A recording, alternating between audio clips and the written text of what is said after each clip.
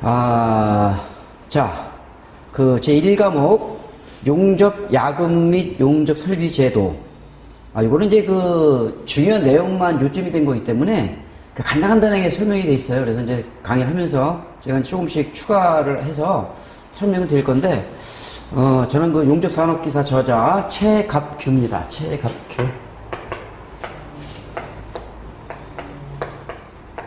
아마 여러분들이 이제 무료동영상 강의를 들으시면 아마 혼자 공부하는 것보다는 그래도 아무래도 조금 더 도움이 되지 않을까 생각을 해서 이제 무료 동영상을 저희가 이제 이렇게 강의를 해서 여러분들한테 아마 제공을 하게 되면 아마 그 필기 합격률이 아마 굉장히 높아지지 않을까 이렇게 생각을 합니다. 그래서 일단은 그 공부를 하실 때 뭐 어느 정도 강의를 듣고 도움이 많이 된다면 그것이 저의 기쁨이지 않나 이렇게 생각을 합니다. 그래서 책을 좀 사셔서 보시면 아마 도움이 많이 될 것 같고, 그다음에 또 여기 또 없는 부분들 같은 경우에는 또 추가로 제가 또 설명을 드릴 거니까 아마 열심히 공부하셔서 필기를 꼭 합격을 하시고 실기도 꼭 좀 합격을 하실 수 있도록 이렇게 하시면 좋겠습니다. 일단 요즘 그 필기 추세가 간연도 추세가 아니고 요즘은 이제 이론, 요점 정리를 많이 해야 되기 때문에 요점 정리를 많이 암기를 하셔야 돼요. 어차피 이제 간연도에서도 많이 나오긴 나오는데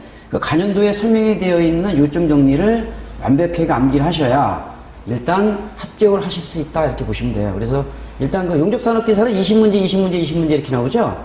그래서 각 과락이 있어요. 그래서 40점 이상, 각 과목당 40점 이상, 평균 60점 이상을 맞아야 합격을 하니까 한 과목이라도 8개 미만으로 맞으시면 총 20문제가 나오니까 한 과목당 8개 미만으로 맞으시면 불합격이 되니까 일단 각 과목 골고루 전체 이렇게 공부를 하셔야 합격을 할 수 있다라고 말씀을 드리면서 일단 강의를 시작하도록 하겠습니다. 자, 1과목은 이제 앞에도 말씀드렸지만 야금 및 용접 설비 제도. 제도 쪽도 이제 몇 문제씩 나와요. 한 2문제, 3문제 정도 나오는데 근데 이렇게 어렵게는 안 나오는 것 같아요. 제도 쪽도. 거의 뭐 이제 도시기호 쪽이라든가 이런 쪽이 많이 나오는데 여기에 보면 이제 시험에 나왔던 거를 갖다가 간단하게 제가 적어놨어요. 이건 요점 정리라고 이제 아주 간단한 요점 정리라고 보시면 돼요. 그래서 그냥 암기하시면 되는데 제가 강의를 하면서 그냥 어느 정도 해서 넘어갈게요. 자, 금속의 열 전도도나 전기 전도도가 높은 이유. 자, 이거는 자유전자의 이동이죠. 자유전자의 이동. 그래서 우리가 우리가 금속을 보면 열 전도도가 있어요. 열 전도도. 이것도 좀 많이 나오는데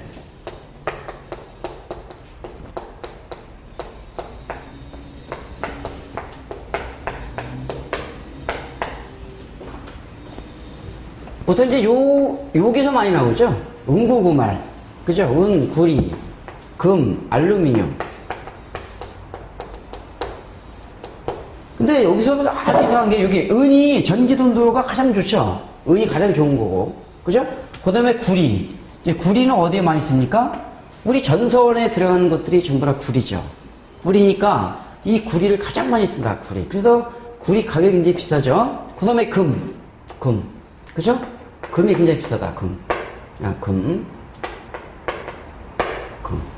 이 금 같은 경우에는 여러분들도 잘 아시겠지만 가장 좋아하는 거 좋아하죠. 여자들도 좋아하고 남자들도 좋아하고. 근데 이 은이라는 것은 이거는 원래 액체. 수은. 금속 중에서 수은만 액체입니다. 나머지는 전부 다 고체 상태죠.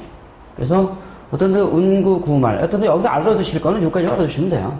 여기서 전기전도도가 가장 좋은 거 이렇게 눈이 안 나오니까 뒤쪽은 모르셔도 된다 이렇게 보시면 돼요. 그래서 그게 이제 자유전자가 이동하면서 전기 전도가 되고 이런 것이 된다는 건데 일단은 여기서는 이제 열전도도에 대한 게 또 가끔씩 하다 출제가 되니까 그 부분만 좀 알아두시면 될 것 같아요. 2번은 용접의 안정성에 가장 큰 영향을 미치는 것은 이제 노치치 이상 이렇게 나왔는데 보통 우리가 이제 충격시험이라고 있어요. 충격시험은 이제 용접산업계에서도 많이 나오지만 아마 뒤쪽에도 아마 또 추가적으로 있을 수도 있어요. 여러분들 이제 공부를 좀 하시다가 충격시험에는 샤르핏이 있고, 그 다음에 아이조드시 있어요. 아이조드시. 샤르핏과 아이조드시. 보통 이제 이게 이제 노치치성인데,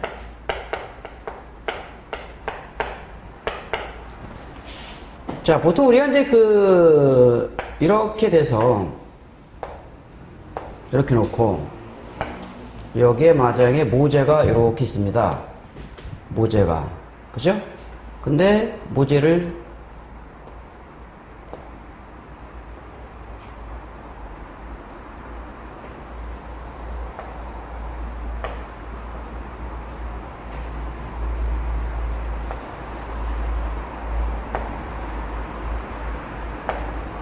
여기를 좀 뾰족하게 해야 되겠네요. 이렇게. 자, 이렇게 있다. 모재가. 이 상태로 돼 있어. 근데 여기서, 이렇게 돼서, 여기서 하중을 가하면, 여기서 충격을 주게 되면, 얘가 딱 치면 그냥 부러지겠죠? 자, 요런 걸 우리가 노치치성이라고 해요. 노치치성. 요게 샤르핏이에요. 샤르핏이.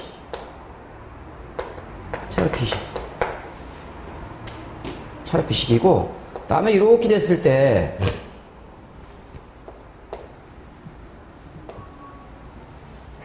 이렇게 돼 있죠?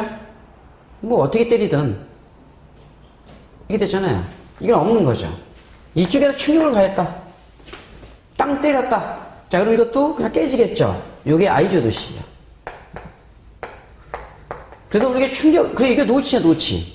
그러니까 아무리 단단한 금속이라도 이렇게 홈 모양의 노치가 생기면 충격을 가했을 때 그냥 어떻게 된다? 파손이 된다는 뜻이에요. 그게 이제 충격시험에서 샤르핏식과 아이조드식에 해당이 된다라고 보시면 되는데, 이게 시험에 굉장히 많이 나와요. 근데 여기에는 이제 간단하게 설명이 되어 있지만, 어떻든 시험에 많이 나온다는 것 좀 알아두시고. 자, 3번. 3번을 보시면, 영광용 피부학구 용접봉의 심선재료. 요겁니다. 요게 철심이야, 철심. 심선. 요게 저탄소강이에요. 저탄소강은 탄소 함유량이 0.3% 이하예요. 저탄소강. 그 다음에 중탄소강, 고탄소강 있습니다. 그래서 이게 탄소 함유량이 0.3% 이하. 너무 좁게 됐네요. 그 다음에 탄소 함유량이 0.3에서 0.5% 이하. 탄소 함유량이 0.5에서 2.0% 이하. 그죠? 그래서 저탄소강, 중탄소강, 고탄소강. 자, 이것도 시험에 나와. 별도로. 이것도 별도로 나오죠. 거기는 이제 그 심선의 재료가 저탄소강이에요. 요게 저탄소강이고, 철심이라고 하죠? 근데 이 철심이 있는데, 여기를 잡으면 전기가 올라, 여기에. 여기 철심이니까. 근데 이게 피복제죠. 피복제를 잡으면 전기가 안 오릅니다. 여기 전기가, 이게 가더라도 여기를 잡으면 전기가 안 오릅니다. 이 피복제가 어떤 역할을 하기 때문에 전기 절연작용을 하기 때문에 전기가 안 올라. 이렇게 잡고 있으면. 근데 여기를 잡으면 오르죠? 이렇게 잡으면, 그죠? 그래서 우리가 보통 이 피복제에 대한 것도 아마 그 뒤쪽에 가시면 아마 나오지 않을까 생각 이렇게 합니다. 그래서 그쪽에 가서 좀 보시면 될 것 같고. 자, 그래서 이렇게 알고 계시면 돼요. 다음에 금속 조직의 경도. 경도는 단단함의 정도죠. 그러니까 이거는 이제 FECDC 편 형태도에서 이제 페라이트 조직, 오스타나이트 조직, 무슨 폴라이트, 시멘타이트, 마텐자이트 쭉 나오는데, 조직은 암기를 좀 하셔야 됩니다. 그래서 거기에 이제 조직 경도니까 이거는 그냥 암기를 꼭 하셔야 되는 거예요. 그래서 페라이트 경도는 70에서 100 정도. 자, 다음에 오스타나이트가 100에서 200. 자, 오스타나이트가 가장 낮죠? 그래서 우리가 오스타나이트 또는 18-18 스테인레스강이라고도 하죠.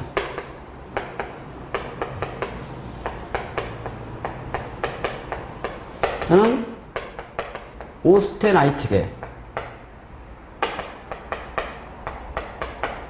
스테인레스강. 근데 요 18과 18이라는 게 뭐냐면, 크롬이 18%고 니켈이 8%라는 뜻이에요. 18-18이야. 그래서 18-18 스테인레스 강이라고도 하고 오스트라이트계 스테인레스 강이라고도 한다. 이렇게 알고 계시면 되고, 이 크롬과 니켈에 대한 것도 알아두시면 돼요. 지금 뭐 용접을 처음 공부하시는 분들은 아마 이 원소를 모르시는 분들도 굉장히 많을 거예요. 크롬이 뭔지 니켈이 뭔지, 그죠? 근데 보통 우리가 좀 보통 이제 여기 좀 짓죠.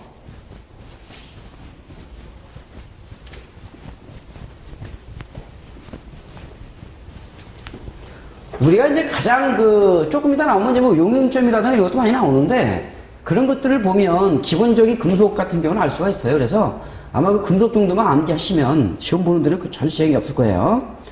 자, 그래서 오스트라이트인데, 이 오스트라이트가 우리가 시험용으로도 많이 쓰이는 거예요. 시험용으로도. 그래서 우리가 시험 볼 때 보통 오스트라이트게 이제 그걸로 많이 쓰는데, 그래서 경도가 가장 낮죠? 왜? 경도가 단단하면 단단할수록 용접이 잘 안 되는 겁니다. 그죠? 잘 녹지가 않으니까.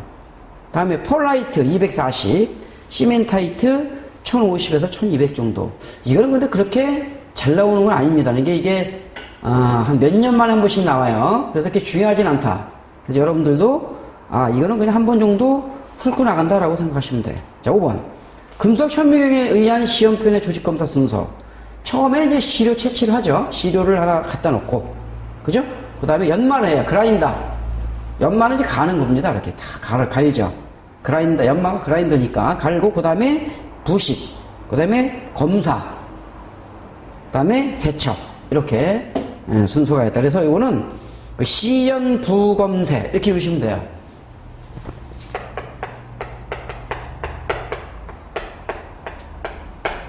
이렇게. 자, 이거 암기하는 방법입니다. 시연 부검세 이렇게 암기하시면 돼요. 자, 6. 후열의 목적. 후열은 뭐냐면 나중에 용접이 끝난 다음에 하는 거죠. 용접 후 급냉에 의한 저온 균열 방지. 보통 이 균열이라는 게 뭐냐면, 우리가 보통 용접을 하게 되면 균열이 많이 일어나요. 보통 이제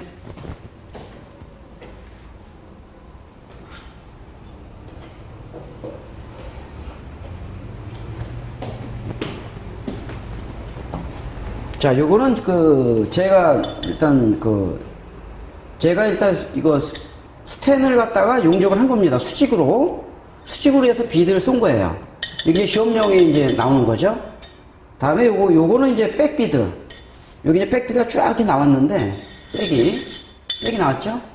요건 이제 요게 이제 시험 볼 때 쓰는 거고, 요거는 이제 기능장 시험 볼 때 플럭스 와이어. 지금 수평을 쏜 거예요, 수평백이 나온 건데요. 이 수평백 내기가 참 어렵습니다. 그래서 이 수평백을 좀 내서 앞쪽에 굉장히 짙게 들어갔죠? 그죠?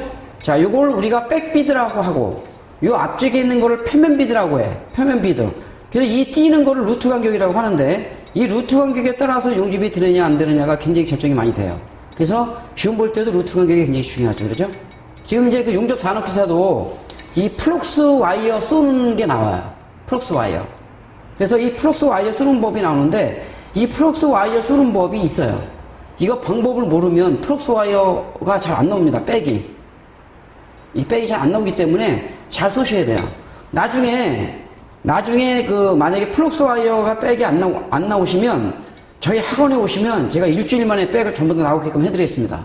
쏘는 방법이 다 있습니다. 이거는 아시겠죠?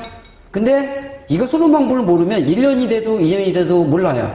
나왔다 안 나왔다 하기 때문에. 그래서 어떻든 이렇게 안에서 이렇게 쫙 짙게 나와야 된다, 이렇게 소리. 이게 불룩 나오면은 안 나오는 거예요, 백이. 그래서 이거는 이제 어떻든. 그리고 보통 우리가 균열이라는 것은, 여기가 이제 보통 루트 균열이에요. 여기 가접을 하죠. 그죠? 가접을 합니다. 그럼 여기가 루트면이기 때문에 가접을 할 때 이 가접부에서 우리가 안 보이지만 균열이 생기는 걸 루트균이라고 해요. 루트 간격, 우리가 띄는 걸 루트 간격이라고 하죠? 그걸 루트균이라고 하고, 우리가 뭐 토우균열도 있고, 뭐 라멜라 티어 균열도 있고, 뭐 맞대기 이음에서는 라멜라 티어 균열이 일어나는데, 어떤 그런 부분도 있다. 뭐 지금 여기 안 나와 있지만,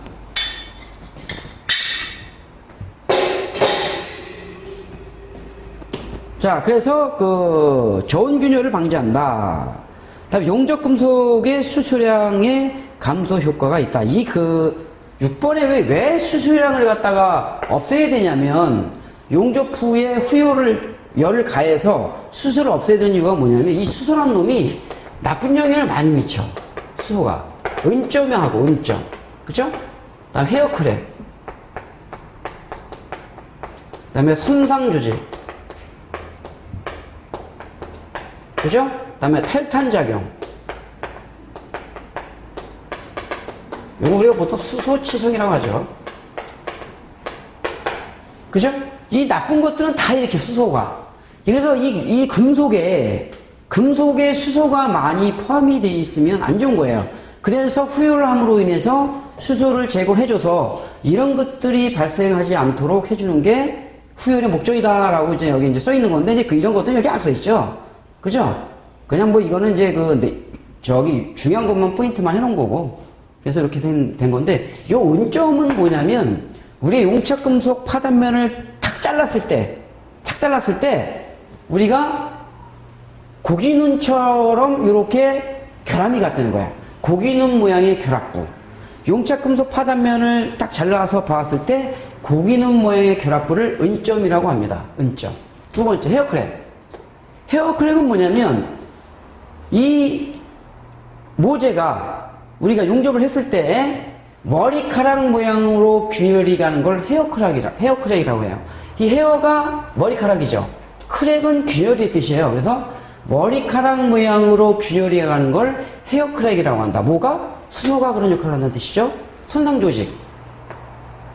손상조직이 뭐냐면, 필린 용접 파단면에 나타나는 서리 조직이에요. 서리가 어떻게 돼 있어요? 이렇게 결출을 내리면 이렇게 팍팍 이렇게 서 있죠. 그죠? 이렇게 서리가 나리면 이렇게 서 있잖아. 그 손상 조직이 뭐예요? 필린 용접 파단면에 나타나는 서리 조직. 아시겠어요? 그걸 우리가 손상 조직이라고 합니다. 탈탄작용. 이 탈탄작용은 수소치성이라고 하는데, 반응식은 보통 이제 Fe3C가 이렇게 수소와 만나면 얘가 뺏어가. 이 강은 탄소가 있어야 경도가 높은 건데, 반응이 되면서 얘가 뺏어갑니다. CH4로 뺏어가고 얘가 이렇게 반응이 돼. 그래서 쇠가 없어져. 탄소가 없어져. 이 탄소가 경도를 높게 해주는 건데, 탄소가 없어지고 탈탄이 됐죠. 탄소를 빼앗겼어요. 그러다 보니까 이제 철만 남았어. 그러니까 얘는 어떻게 된다? 깨진다 이런 뜻이야. 깨져버린다. 그래서 이 취성이라는 건 뭐냐면 깨지는 성질이다, 이렇게 보시면 돼요. 깨지는 성질. 취성은 깨지는 성질이다. 그래서 이 수소가 시험에 아주 잘 나옵니다. 이거 중요한 거예요. 굉장히 중요하다. 그 손상조직은 거기 밑에 있으니까 참고하시고요. 8. 주철의 보수용접 시 사용되는 방법. 자, 요거는 종류만 좀 알아두세요. 종류. 그 내용은 잘 안 나오니까 종류. 스터드법, 로킹법, 그다음에 버터링법. 이렇게 아시겠죠? 요거는 이제 8번은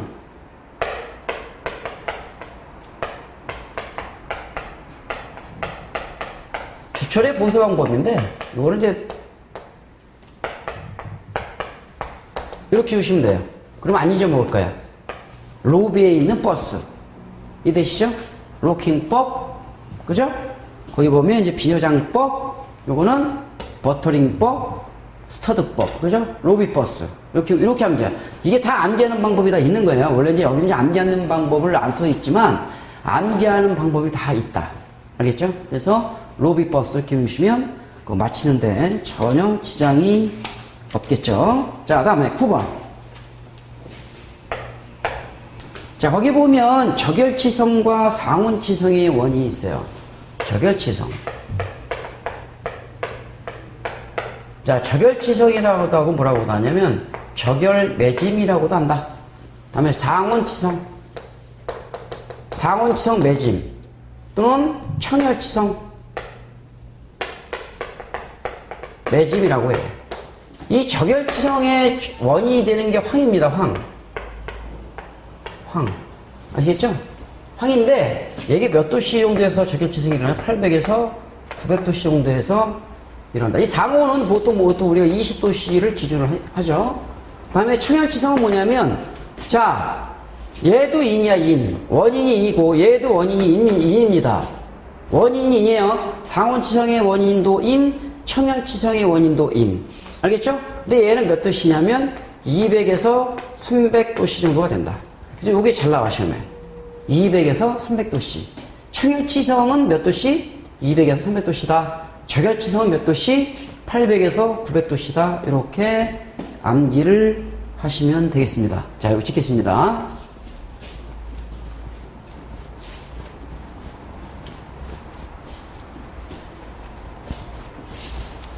자, 여러분들이 원래 이제 그 강의를 하기 전에 원래는 원소 주기율표하고 완전연소 반응식하고 이런 거를 하고 해야 돼요. 그래서 제가 중간에 가다가 중간에 언제 할지 모르겠지만 금방 해드리겠습니다. 그걸 하고 넘어가야 돼. 그래야 그 기본적인 문제를 맞출 수가 있습니다. 자, 10번.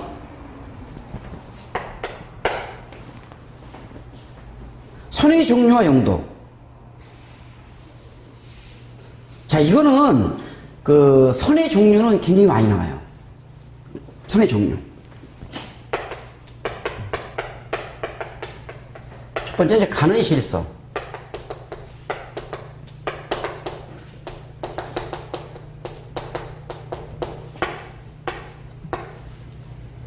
이렇게 됩니다. 파해치가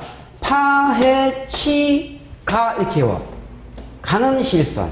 알겠죠? 다음에 이거는 파단선. 이거는 해칭선. 이거는 치수선. 또는 치수보조선. 이렇게 구분이 된다. 파단선은 이렇게 되죠. 그죠? 해칭선은 이렇게 단면이 있을 때 45도로 줄 수도 있고, 그죠? 이게 45도야. 해칭선. 알겠죠? 단면임을 나타낼 때 쓰는 게 해칭선이다. 이런 뜻이죠. 그죠? 다음에 치수보조선이다. 파해치가. 그죠? 다음에 가는 1.4선.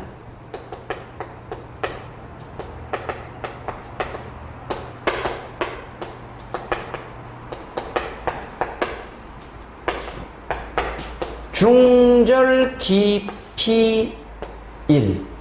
이렇게 되죠? 제가 이거 강의 너무 잘해주면 안 되는데, 원래. 이 원래 무료동영상 강의는 그냥 이렇게 자기 훑어주기만 하면 되는데, 이거, 완전히 이거는 너무 강의 잘해주면, 이게 참 문제가 있는 것 같은데. 그죠? 여러분들도 그렇게 아마 생각을 할 거야. 그죠? 너무 강의 잘해주면 안 되는데, 이거. 그래서 가는 1.4선은 중절 깊이, 요거 중심선. 중심선이고, 이거 절단선. 이거는 기준선. 그 다음에 이걸 피치선. 이렇게 구분합니다. 그래서 가는 1.4선은 이렇게, 가는 1.4선은 이거죠. 이렇게 가다가, 이렇게 끊어지는 거죠. 이렇게. 그죠? 2.4선은 이렇게. 이렇게 가는 2.4선. 아시겠죠? 그런 걸 그렇게 표시한다는 소리죠. 제도에 우리가 이렇게 표시한다는 소리예요. 그 다음에 이제 자, 이거 이제 가는 1.4선은 이제 이렇게 되죠. 다음에 외형선은 바깥 테두리 부분에 쓰는 거죠. 외형선. 그러니까 외형선은 어떻게 쓰겠어요? 굵은 실선이겠지. 굵은 실선.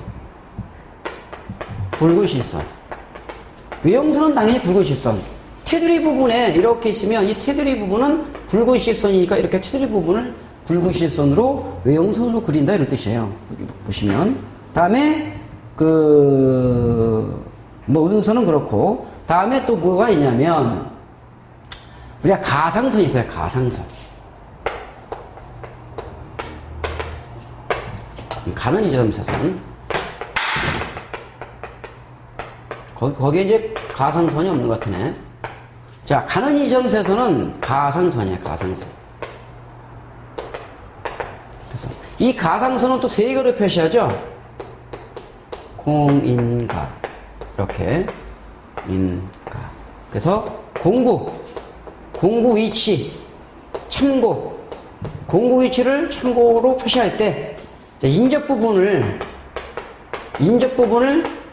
참고 표시할 때, 가공 전후 표시. 가공 전후 표시를 할 때 쓰는 게 가상선이다. 이거 시험에 잘 나와요, 이것도. 가는 2.4선은 공인가. 자, 이거 암기하는 방법을 잘 알려드렸죠? 이게 다 암기하는 방법이 있는 거예요. 근데 이제 책에는 암기하는 방법을 다 쓸 수가 없어. 그러니까 여러분들이 이제 공부를 하는데 굉장히 어렵죠. 왜냐하면 이거 암기를 해야 되는데 암기하는 방법을 모르니까 굉장히 어렵겠죠. 그래서 이렇게 암기하는 방법이 다 있는 거예요. 그래서 이렇게 더 암기를 하고 그러면 시험 보는데 용접산업기사 정도는 그냥 붙어요.